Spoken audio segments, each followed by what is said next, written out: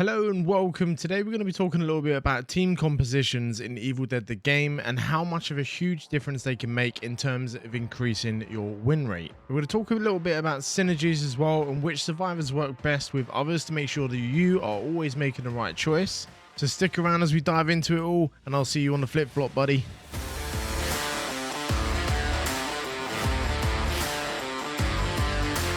Hey and welcome back. So today I wanted to talk about team compositions, how they work, what survivors complement each other, and how to make sure you're picking the right survivor, especially in solo queue, to ensure yourself the highest possible chance of beating the demon. And now obviously when it comes to winning the game, there are a lot of win conditions that go towards that, including some things which are entirely RNG, such as chest spawns, what spawns in them, how much pink F you'll find in the game, and just different variations that we know are completely RNG. The objective spawn location and stuff like that is completely random generated. You can't control that.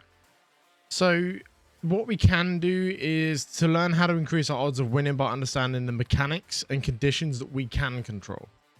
Okay, so one of the strongest things that we have to control is team compositions, essentially, and what survivors we actually pick within a game. That, you know, the survivors that your team chooses, how each character benefits each other, what characters don't benefit each other, and how to maximize the effectiveness within your team.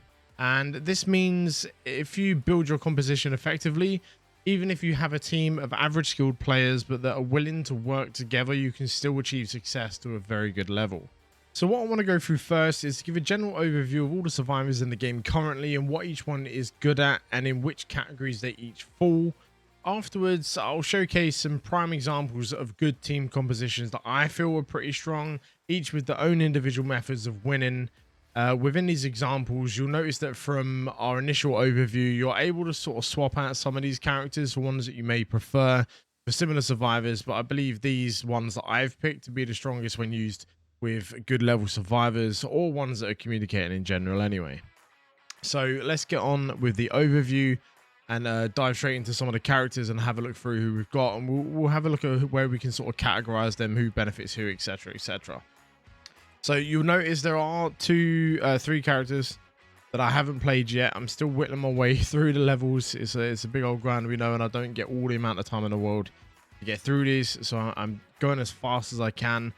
So there's three characters that I haven't touched yet, and that's Scott or Scotty, Ed, and Pablo. Now Scotty, I only know little bits about purely from stuff that I've watched and seen people playing him, and I've avoided him for a reason. It's just genuinely because I think he's the weakest survivor in the game at the minute, as in he doesn't bring as much to a team or any composition.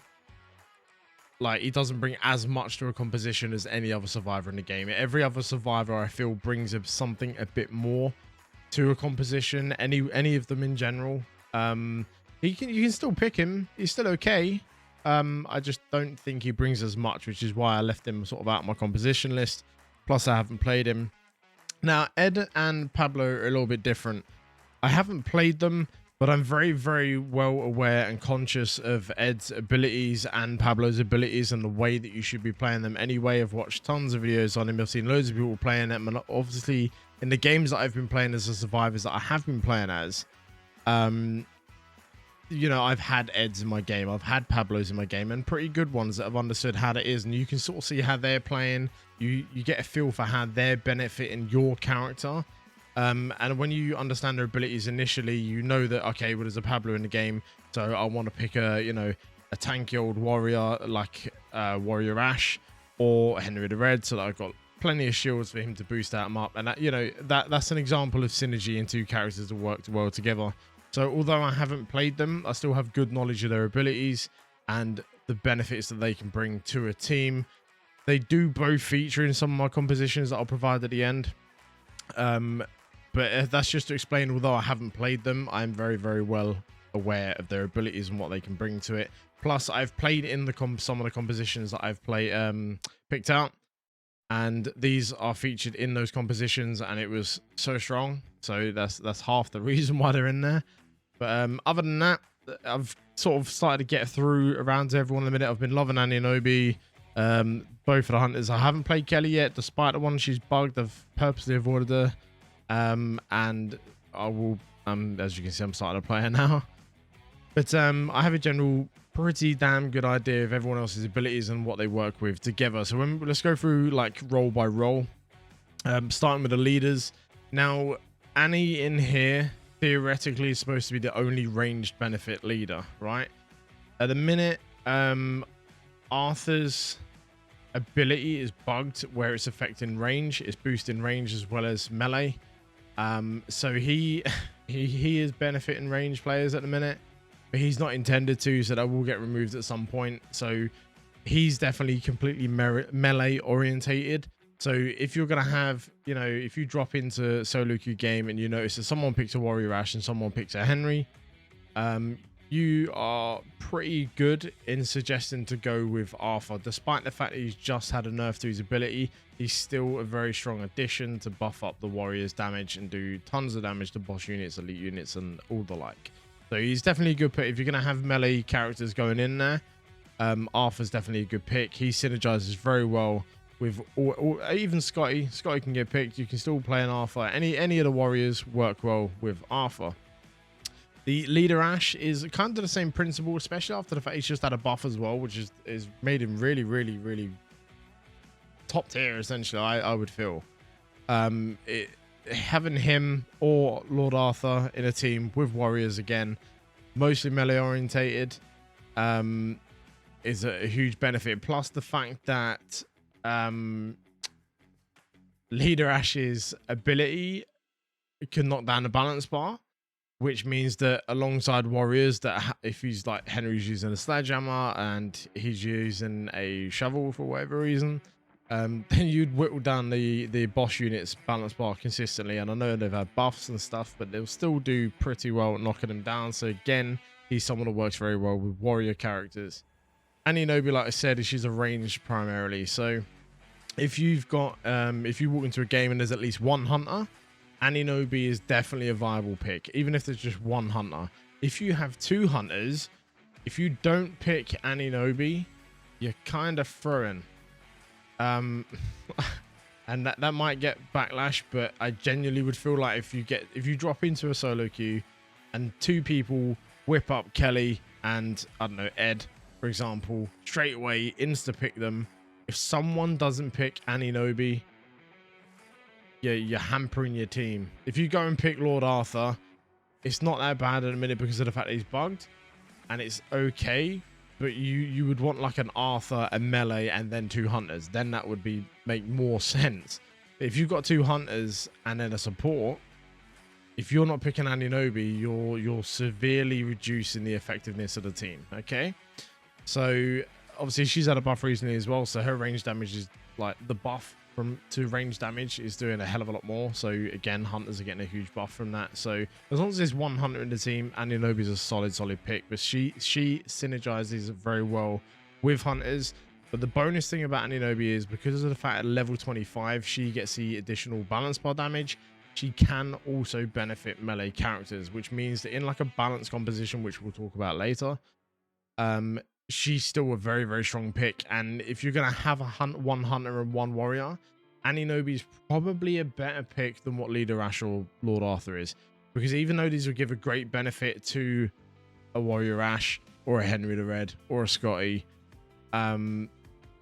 they won't be benefiting other than Lord Arthur because of the bug, but they wouldn't be benefiting any of the hunters as much as Annie Nobi would be. So it's good, you know, if you've got the one hunter and you have a warrior there, Annie Nobi is still probably the strongest leader pick that you can make, because you're going to get the additional hunter damage. Well, the hunter's benefiting from the additional range damage, and then the warrior is going to benefit from additional balance bar damage as well. So it's going to be huge. You're helping out two members of your team rather than just one. Now, when it comes to warriors, again, these aside from leaders are the more sort of composition based roles. It's vital as to who you pick to benefit who you want, and the same goes for supports. Hunters and warriors are sort of your baseline characters. I feel like they're the ones that you build your composition around. You get a warrior pick, you know, whoever's going to play warrior and hunter, you ideally want them to pick first, right? So if you're going to go over melee comp, you need to pick out two warriors, or one, which we'll see later, and there's a reason why. if you're going to go over hunter composition, you need to pick 2 hunters. If that happens first, you can then base your leader pick and your support pick around that. So ideally, the warrior and hunter roles need to be filled first. And with this, warriors, if you pick one of them, it will just change the way that leader works. It will change the way that support works. But overall, I mean, like I said, I haven't played much Scotty, so I can't really speak for him. But based around their abilities and their capability and their survivability, that's the right word. Survivability, because of the fact the warrior actually has the ability to regen his shields consistently and gets the damage from the shield explosion, which is more damage than, and this is the reason why Scotty, I feel, is the worst survivor in the game, because of the fact that his shield break does more damage than Scotty's whole Q ability. Where do you put them side by side? You know, if there's a reason why you feel Scotty's better than Warrior Ash, tell me please in the comments below. I can't see it. I don't know. But it's not even his main ability. It's just a side ability, and it's doing more damage than what Scotty can do on a more frequent basis if you know how to play Warrior Ash properly. So he doesn't seem viable. Out of the 3, Scotty's way down there at the bottom. But his ability to stay up and keep his shields regened, and Henry's accessible 5 shields, I believe it is, and extreme, like, he's a tank, so he's got massive amounts of shields available. These 2, Scotty does as well, but these 2 specifically synergize very well with Pablo. The ability to keep producing amulets, keeping shields up, and stuff like that. Huge synergy with these 2, so they go well together. The hunters, again, it's another one of the roles they have to kind of be picked first, and they form what your team composition is going to be. But overall, Hunter Ash synergizes pretty well with Leader Ash, purely because of the fact that he focuses around depossession, so it counters against the whole meta balance possessed unit, basic possessed unit at the beginning of the game. He counters that to an extent. I know he's been nerfed now, but he still counters it, and Leader Ash does to an extent as well, because of the fact that he can bring down the balance bar quite substantially from his ability. You can use that to get rid of one basic unit, and then when the next one comes out whilst Hunter Ash is on his cooldown, you can get Leader Ash to pop his El Jefe, and then that way it'll whittle the balance bar down, hopefully stun the demon. You can chunk down at his health, and that'll get rid of that. That's 2 basic possessions you can deal with 2 characters, so these 2 synergize pretty well. Kelly and Amanda, they're kind of just flat out hunters, as there would be. Kelly's obviously the most overpowered one. Even though she had the level 25 ability nerfed, it still stacks to 30%, so she's still going to be doing flat rate 30 at level 25, flat rate 30% more damage than any other hunter. So she's still the most powerful. When that bug gets fixed, she could potentially become the worst hunter, purely because of the fact that her optimization for the meat hammer and based around melee really hampers what she can do in comparison to a hunter that's specced into all out range. So she could drop from like S tier way down to the bottom somewhere down the bottom.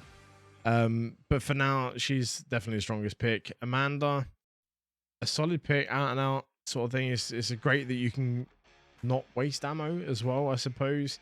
I've never found it too much of a problem. It's more, it just negates the reload. I feel like that's the biggest benefit of it, is the fact that it negates the reload. And if you're using the last chance perk skill, for example, where the last bullet does an extra 20% damage now because of the nerf, if you're using a blunderbuss, or you just leave 1 bullet in the chamber of whatever gun it is, be that a hunting rifle, be that a double barrel, be that a boomstick, you leave 1 bullet in there, pop your ability and just fire that off, you're getting 20% damage every round as well. So she's pretty strong. She doesn't particularly synergize with anyone, neither does Kelly, other than the fact that they synergize with Aninobi. But again, you would pick the hunters out first, and that's when you know that you need to be picking Aninobi. So they do synergize with her. Other than that, they don't have much of a synergy because they're just out and out flat damage, and that's what they're built for. Ed Getley is a little bit different. Again, he's an out and out hunter, so he can still synergize pretty well with Aninobi, but he can also benefit players like Warrior Ash and Henry the Red as well, because where he's now had a buff to the rarity of the crates, chests, whichever you want to call them, these guys are more likely to find better weapons now, which means they're going to be outputting more damage. So if you're going with like a balanced composition, he's a pretty good pick as well. Or even like a shielded composition where you're going to have two heavily shielded characters and then maybe a Pablo in there to keep the shields up. He's good to keep the rarity up and also to help counter that basic possessed unit meta that's at the beginning of the game slightly by using his ability. Again, it's been nerfed, but it's still effective to a certain extent. It's still viable, but it's more the rarity of the chest that benefits everything. Moving on to supports again. These I feel should be the last pick, supports, because you kind of need to wait for the warriors and hunters to fill up. That will then determine which leader you pick, and then that will show you the composition that you're going with. Having the leader, the warrior, and the hunters field, or the leader and the hunters, or the leader and the warriors field, will let you know what composition you're going for. If you're going with like a hunter composition, support Ash is your man. And the reason for that is because of the fact he's got the mark target damage and mark target healing. With a hunter standing back out of the action, if you've got a Henry the Red that's tanking up all the damage and focusing the demon's attention, and then the hunters are just sat back, if you're coordinated or you're speaking, support Ash can let them know that I'm going to mark the boss, for example. He'll fire a shot. The lowest hunter will then fire a shot into the head. You've got a blunderbuss, you're looking at like 2,000 damage. You do a percentage of that back as health, 30% I believe it is, which is huge. So you get a huge amount of healing, plus the fact he's got the proxy heals off his heavy melee attacks, and he's got the general healing that a support has anyway. So he's a really, really strong pick if you're going with a hunter composition, purely because of his marked target abilities. Cheryl is sort of just your flat main healer. Her abilities are more orientated to AoE healing, just to add something on top of the Shemps. And although support Ash has a similar thing, Cheryl's is better, purely because of the fact you have to feed off of heavy attacks, and they're not the greatest thing in the game. So it can be a bit of a pain, but Cheryl's your all-round healer. So with stuff like balanced compositions or something that isn't primarily focused on anything in particular, she's a pretty strong pick. With hunter compositions, she can do pretty well as well.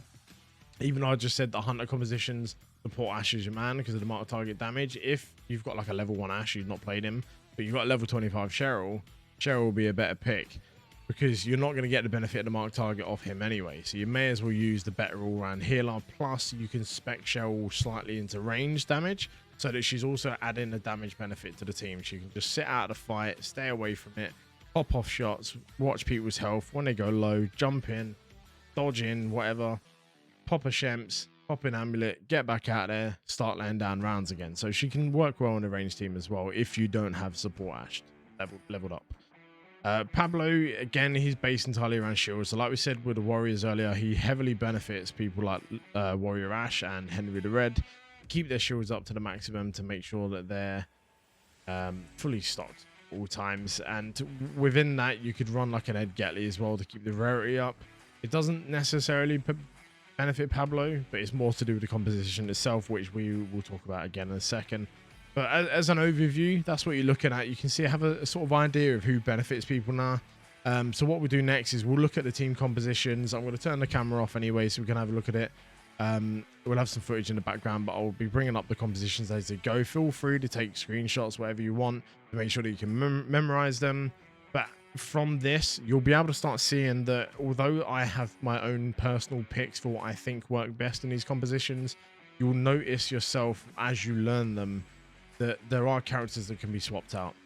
You could swap out a Kelly for an Amanda or an Ed Getley if you wanted. If you play better with another character within the same class, they're still viable to use. It's just these are what I feel are the best picks for the composition to get the absolute maximum effectiveness as a team, especially if you're playing solo queue. If you're paying attention and you see one of these compositions forming, if you pick that fourth character that's missing, you're going to have a much higher chance of winning because you're going to benefit each other. Obviously, that depends on whether people actually play together properly and stick together and all that kind of stuff. But you're doing what you can within your control to increase your win rate and increase your chances of beating a demon, essentially. So we'll get into the team compositions now and have a look into them.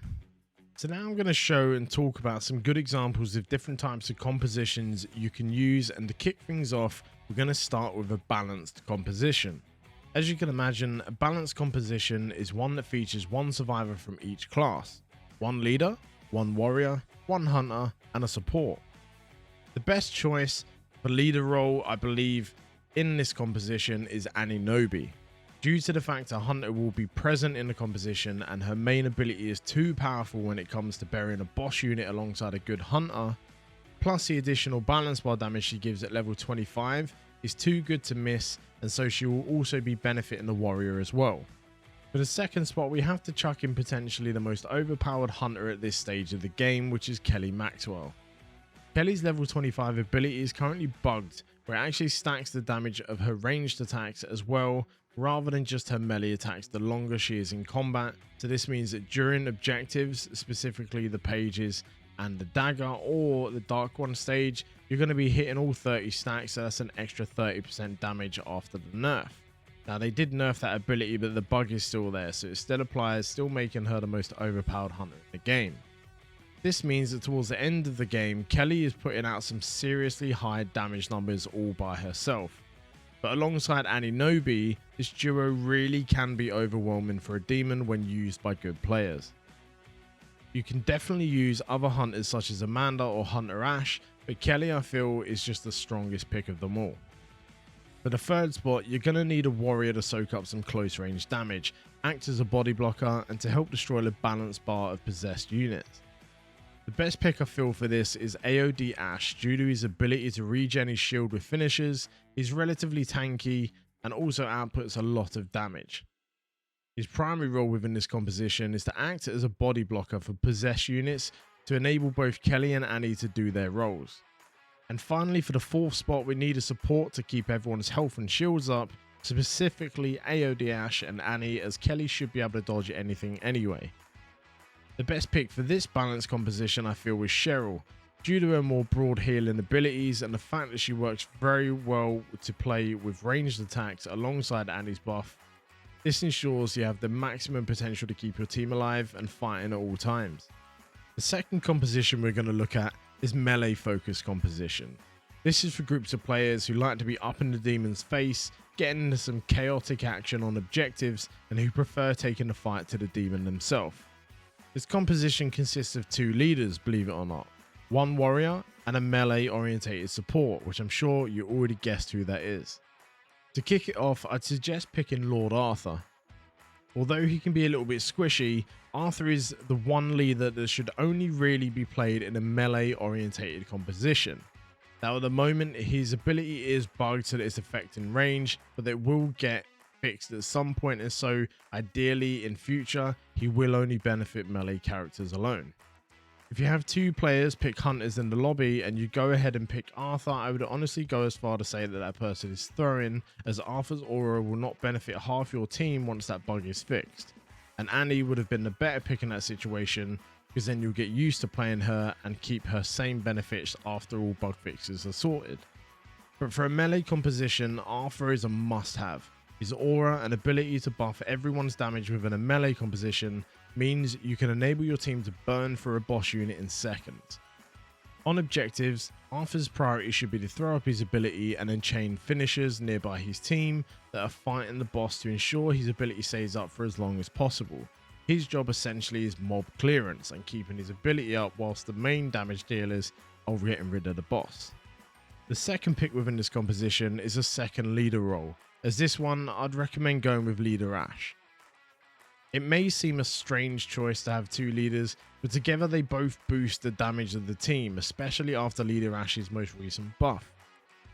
You could swap this one out for a second warrior if you wish, or a more tanky warrior like Henry, but just make sure that your Henry is built fully into damage and not into tankiness. Offense is definitely the best defense in this game. The third pick for this composition will be the warrior, which in this case I'd recommend AOD Ash. Again, due to his ability to spam finishers to keep himself alive in tricky situations, but more so, this guy will be outputting the most damage on your team bar none. You also have the added benefit of just being able to throw light attacks out all day due to Arthur's aura. If you want pure damage, I'd suggest finding yourself a sword. If you want more balance bar, then obviously try find yourself a sledgehammer. It depends entirely on the way the game is going. For the fourth slot, you simply have to go with support Ash. There is no other pick in this composition. With his secondary proxy heals from heavy attacks, this guy is a must-have to ensure you're doing all you can to keep your team alive. Usually with this guy, the best weapon to go with is either the hunting knife or the spear, or even your bare fist, depending on the demon that you're facing. But for this composition, I'd suggest going with the knife regardless of the demon.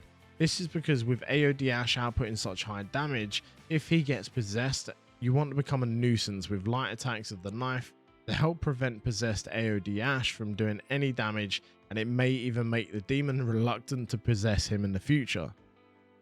If he decides to then possess you instead, it won't matter too much, as you'll have the lowest damage output of the team, and him possessing you is essentially a win for yourself.